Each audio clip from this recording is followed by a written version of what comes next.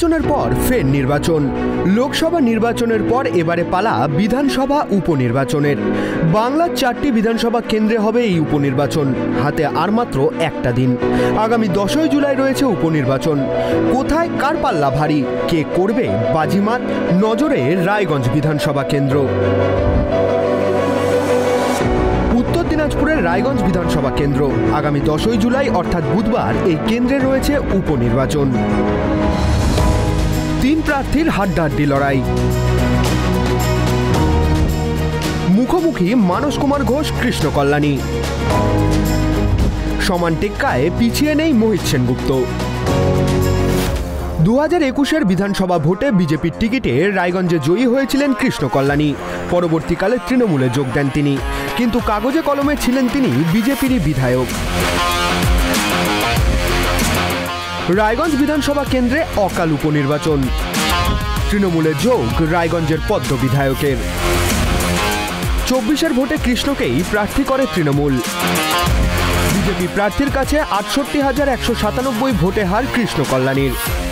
বিধানসভা উপনির্বাচনেও রায়গঞ্জে ভরসা কৃষ্ণ কল্যাণীতেই। এলাকার বিশিষ্ট ব্যবসায়ী কৃষ্ণ কল্যাণী।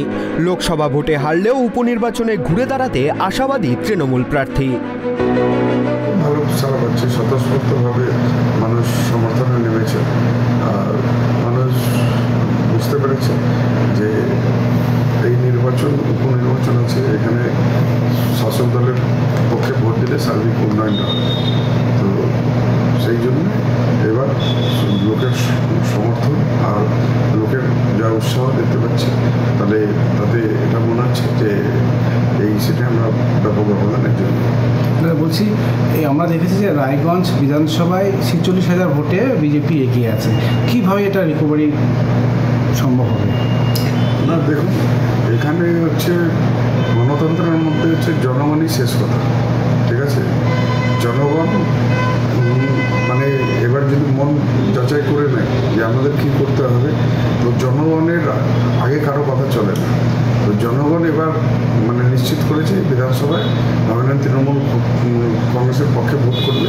অতএব একটাই সমীকরণ, জনগণের সমীকরণে তৃণমূল কংগ্রেস চলছে। এখানে মানস ঘোষ ফ্যাক্টর না মোহিত সেনগুপ্ত ফ্যাক্টর মনে করছি?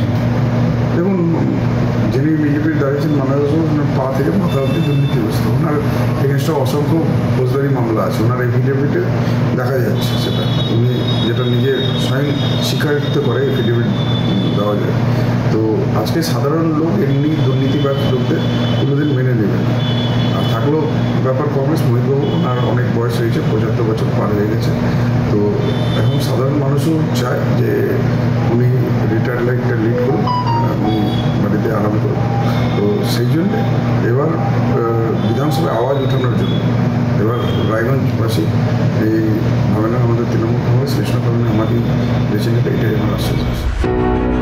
এইদিকে এবারের লোকসভা ভোটের নিরিখে রায়গঞ্জ কেন্দ্রে এগিয়ে রয়েছে বিজেপি। সেই অর্থে বলা যেতে পারে উপনির্বাচনে অ্যাডভান্টেজ বিজেপির। রায়গঞ্জ বিজেপির শক্ত মাটি বলেই দাবি পদ্ম শিবিরের। 2019 সাল থেকেই বিজেপির দখলে রায়গঞ্জ লোকসভা। গত 2 লোকসভাতে ফলের নিরিখেও এগিয়ে বিজেপি। 2024 সালে 46,739 ভোটে জয়ী হয় বিজেপি। 2021 সালের বিধানসভাতে রায়গঞ্জে 20,748 ভোটে জয়ী হয়েছিলেন বিজেপি প্রার্থী। উপনির্বাচনেও এই কেন্দ্রে লড়াই যে কঠিন তা বলাই বাহুল্য, কারণ প্রার্থী নিয়ে তৈরি হয়েছে দলের অন্দরে ক্ষোভ। একসময় তৃণমূলে ছিলেন বিজেপির প্রার্থী মানস কুমার ঘোষ। 2018 সালে তৃণমূলের টিকিটে রায়গঞ্জ পঞ্চায়েত সমিতির সদস্য হন। পঞ্চায়েত সমিতির সহসভাপতিও ছিলেন মানস কুমার ঘোষ। গত বছর পঞ্চায়েতে ভোটের আগে বিজেপিতে যোগ দেন মানস। এবারে সেই মানসকেই উপনির্বাচনে প্রার্থী করেছে বিজেপি। প্রার্থী ঠিক হতেই পদত্যাগ করেন বিজেপির উত্তর দিনাজপুর জেলা সভাপতি বাসুদেব সরকার। যদিও তার পদত্যাগপত্র গ্রহণ করেনি বিজেপি নেতৃত্ব। উপনির্বাচনে বিজেপি প্রার্থীর হয়েই প্রচারে নামেন বাসুদেব। রাজনৈতিক ওয়াকিবহল মহলের মত, তাহলে ঘরের সমস্যা মেটাতেই পেরেছেন মানুষ। তবে ঘরের সমস্যা মিটলেও বাইরে শুরু হয়েছে নতুন সমস্যা। রবিবার তার বিরুদ্ধে বিক্ষোভ দেখানো হয় রায়গঞ্জে বোগ্রামের সামনে। রাস্তায় টায়ার জ্বালিয়ে চলে বিক্ষোভ। অভিযোগ, পঞ্চায়েত সমিতির সহসভাপতি থাকাকালীন বড়সড় আর্থিক দুর্নীতি করেছেন মানস কুমার ঘোষ। শ্মশানের উন্নয়নের জন্য বরাদ্দ 10 লক্ষ টাকা আত্মসাৎ করেন বিজেপি প্রার্থী। আজকে যিনি বিজেপির প্রতিনিধি হিসাবে রায়গঞ্জ বিধানসভা উপনির্বাচনে প্রার্থী হিসেবে দাঁড়িয়েছেন, তারই বিরুদ্ধে আমাদের এই ধিক্কার এবং সমাবেশ মিছিল বা সমাবেশ। আমরা জানি আমাদের সব থেকে পবিত্র এবং সব থেকে যেটাকে আমরা জীবনের শেষ পর্যায়ে, অর্থাৎ জীবনের শেষ প্রান্তে গিয়ে যেখানে আমরা আশ্রয় নিই, যেটা হচ্ছে শ্মশানঘাট। সেই শ্মশানঘাটের টাকা যিনি মেরে খেতে পারে, আগামী দিনে যদি তিনি প্রতিনিধি হিসেবে নির্বাচিত হয়, তাহলে আজকে আমাদের সমস্ত রায়গঞ্জবাসী আমরা তার দ্বারা কিভাবে বঞ্চিত হব। তাই সমস্ত হিন্দু সম্প্রদায়ের কাছে, আমাদের হিন্দু সম্প্রদায় থেকে, হিন্দু সংগঠন থেকে একটা বার্তা, আপনারা এই লোককে, এই মানুষকে, এই মানস ঘোষকে আপনারা বঞ্চিত করুন। তবে দুর্নীতির কথা মানতে নারাজ রায়গঞ্জের বিজেপি প্রার্থী মানস কুমার ঘোষ। বিক্ষোভ কারা করছে? কৃষ্ণকল্যাণীর কিছু চামচা বেলচা পয়সা দিয়ে কিছু মাতাল এবং কিছু নেশাখোর ছেলেদেরকে, লোকদেরকে রাস্তায় নামিয়ে দিয়েছে। যেহেতু নির্বাচনী লড়াইয়ে আমার সাথে পেরে উঠছে না, জনসংযোগে আমার সাথে পেরে উঠছে না, মানুষের কাছে যাওয়ার ব্যাপারে আমার সাথে পেরে উঠছে না, মানুষের আশীর্বাদ নেওয়ার ব্যাপারে আমার সাথে পেরে উঠছে না। তাই এখন একটা রাস্তা উনি নিয়েছেন। ওনারা অ্যাকচুয়াল তো তৃণমূল দল নয়, এটা একটা পেশাদারী সংস্থা চালায়, আইপ্যাক প্রত্যেক ভোটের আগে চলে আসে এবং তাদের কিছু নির্দিষ্ট পরিকল্পনা থাকে।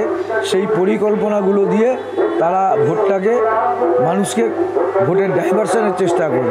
এটা আমাদের কাছে নতুন কিছু না। এর কোনো এফেক্ট মানুষের মধ্যে হবে না। এদিকে তৃণমূল বিজেপির লড়াইয়ে 1 ইঞ্চিও জমি ছাড়তে নারাজ কংগ্রেস প্রার্থী মোহিত সেনগুপ্ত। দারুণ সারা, আমি এরকম সারা 16 পাইনি। তা মানুষ স্বতঃস্ফূর্ত এগিয়ে আসছে।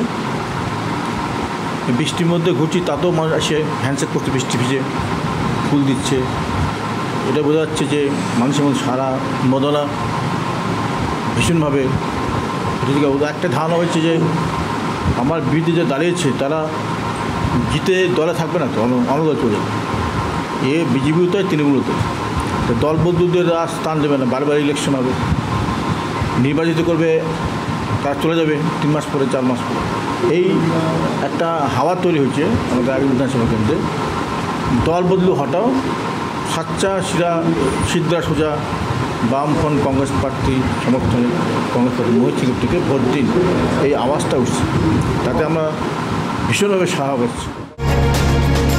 তৃণমূলের প্রাক্তন পঞ্চায়েত সমিতির সদস্য বিজেপির প্রার্থী, আর প্রাক্তন বিজেপি বিধায়ক তৃণমূলের প্রার্থী। অন্যদিকে কংগ্রেস প্রার্থী মোহিত সেনগুপ্ত। সব মিলিয়ে জমজমাট রায়গঞ্জের উপনির্বাচন। বুধবার কোন দিকে রায় দেবে রায়গঞ্জবাসী, তা বলবে সময় এবং রায়গঞ্জের জনগণ। Bureau report, tribe TV Bangla.